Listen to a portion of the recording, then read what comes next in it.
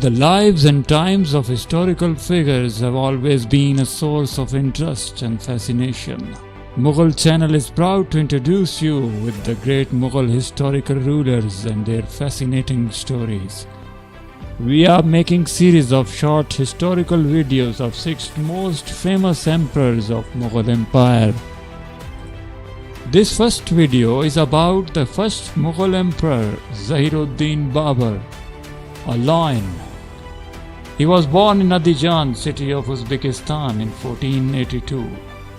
His real name was Zahiruddin, but his mother called him Babur, which means a lion in Turkish language. His father came from the family of Temur the Great, and his mother from that of Genghis Khan, who had been a famous Mongol chief. Babur's father, Sheikh Mirza, was the Khan of small state called Fargana in Turkestan.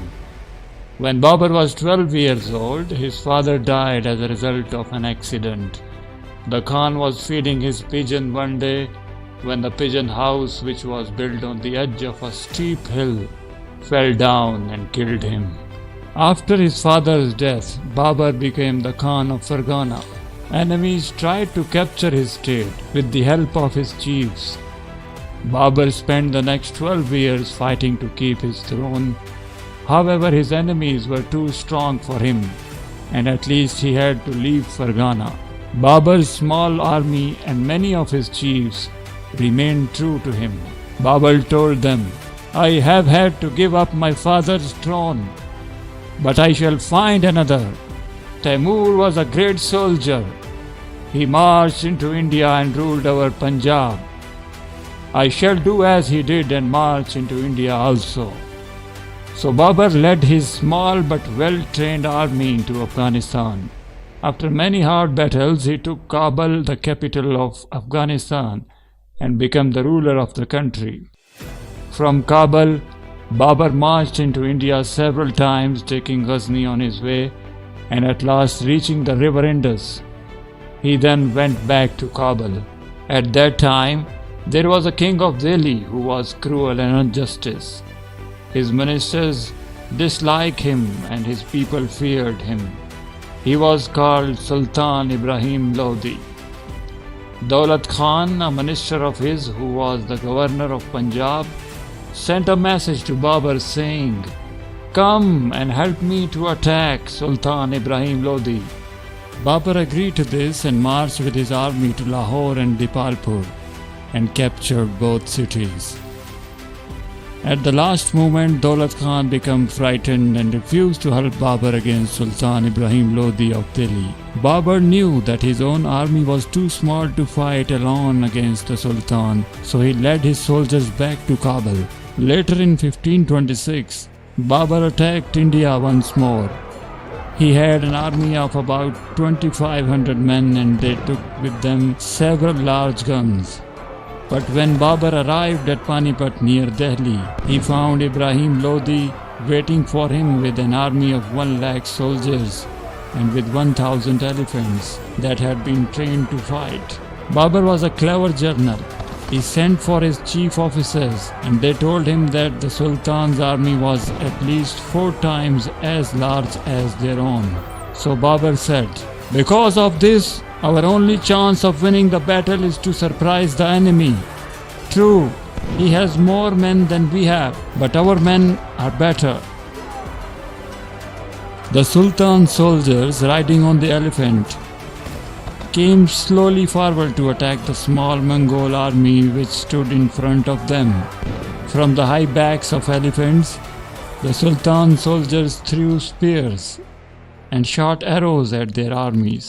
While the soldiers on foot walked forward behind the elephants, Babur ordered his horsemen to ride behind the elephants and then attack to the Sultan's army from the back.